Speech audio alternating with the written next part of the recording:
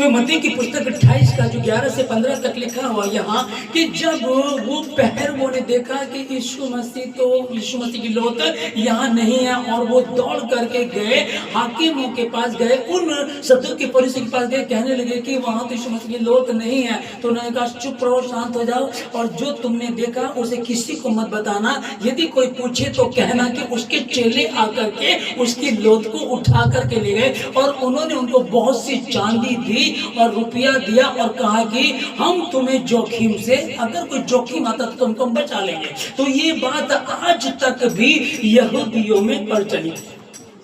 ध्यान से समझिएगा, बाइबल में स्पष्ट रीति से लिखा हुआ कि आज तक भी। और यीशु मसीह ने कहा कि मैं अपनों के पास आया लेकिन मेरे अपनों ने मुझे नहीं पहचाना। अब प्रभु यीशु मसीह इस बात को बोल रहे हैं। अब जहां जहां यीशु मसीह जाते थे, बड़े बड़े जो सदूकी फरीसी जो मंदिर के सरदार हुआ करते थे, जैसे कि याईर के विषय में सुनते। याईर का मतलब होता है 70 जो लिए हैं, 70 जो सरदार है मंदिर के, उनके ऊपर एक जो हेड होता है उसको याईर बोलते हैं। और यहाँ तक कि याईर भी यीशु मसीह के चरणों में आकर के गिरता है और कहता है कि मेरी बेटी बीमार है, तू चल करके उसको ठीक कर दे।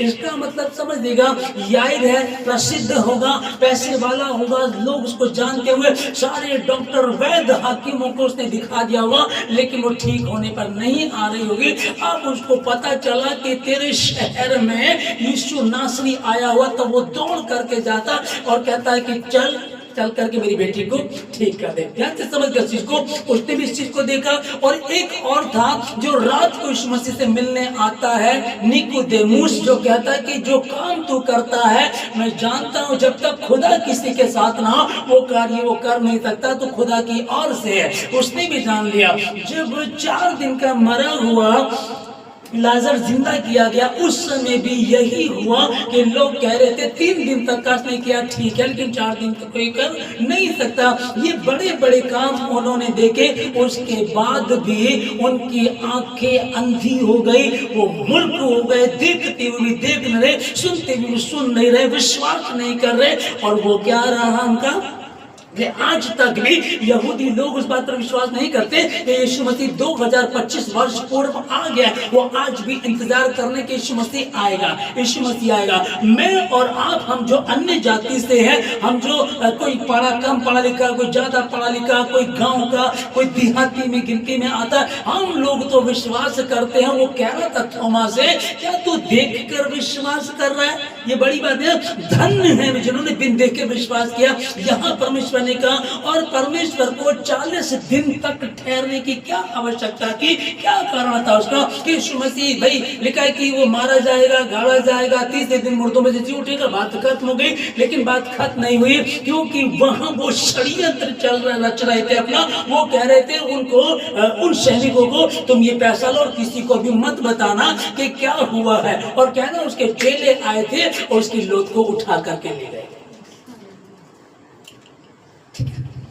आज तक भी वो लोग विश्वास नहीं करते। जब हम इस वचन को पढ़ रहे हैं, और ऐसे कितने आए, आपने सुना होगा कई बार आए, अगर आप YouTube पर जाएंगे, कुछ वीडियोस पड़ी होंगी, वहां लोग कहते हैं कि यीशु मसीह भारत में कश्मीर में आया और कश्मीर में आकर के वो ज्ञान प्राप्त करने आया। जबकि सच्चाई एक और है, आप कुछ भी बोल दिएगा, कोई फर्क नहीं पड़ता, किसी के बोलने पे कोई पाबंदी नहीं है, आपको जो मुंह में आता बोलते जाइएगा।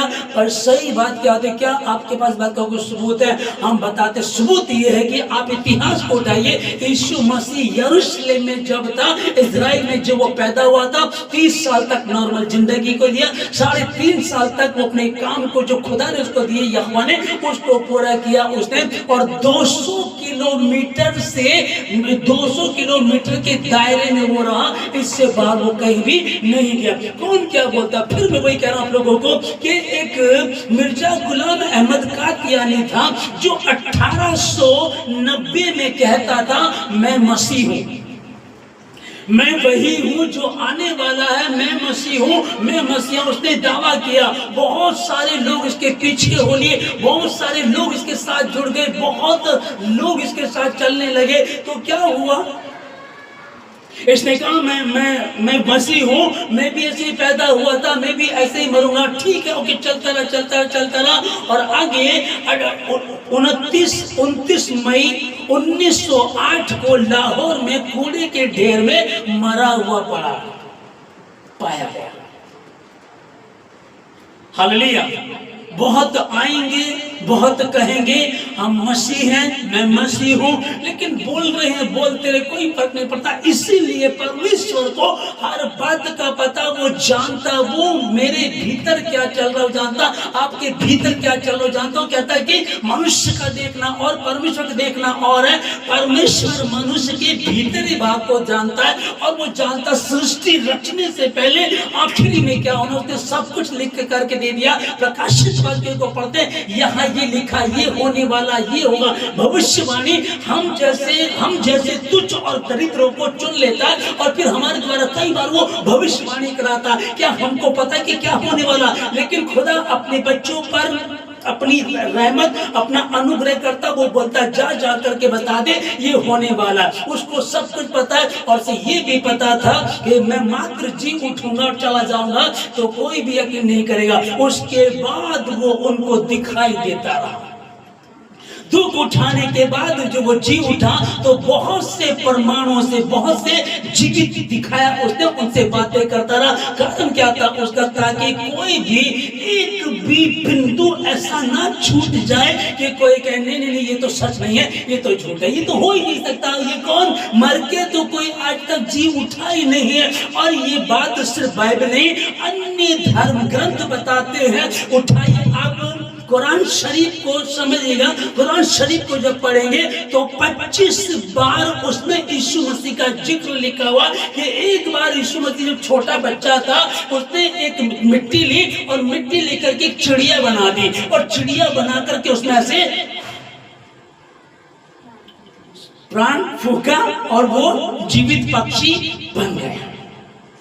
ये बाइबल नहीं कह रही है, ये कौन कह रहा है, ये कुरान शरीफ कह रही है। और वो मानते, दुनिया मानती है इसको, पर कुछ लोग ये कहते हैं नहीं ये तो संभव नहीं है। फिर वही है कि विश्वास करने वालों के लिए सब कुछ संभव है। क्या तू विश्वास करता, क्या तू विश्वास करती है? और फिर ये नहीं कि आंख बंद करके, अब इसका मतलब ये नहीं कि प्रभु तो थोमा से कहने लगा अरे तू देख कर विश्वास करता, धन्य है वो जो बिन देखे विश्वास करते हैं। तो फिर यही प्रभु भजन संहिता 34:8 में कह रहा है कि परख कर देखो किया हुआ कैसा भला है। वो ये इसलिए कहना चाह रहा है कि कुछ लोग विद्वान बैठे होंगे, कुछ लोग पढ़े लिखे होंगे, कुछ लोग अपने आप को कहेंगे हम तो साइंटिस्ट हैं, हम तो दुनिया में जो रहते हैं, हम तो खोजबीन करते हैं, हम तो खोज करते हैं। हम कैसे मान ले? आसानी से मानना पड़ेगा। सत्य है, सत्य, सच को कोई छिपा नहीं सकता, सत्य उभर के आएगा ही आएगा।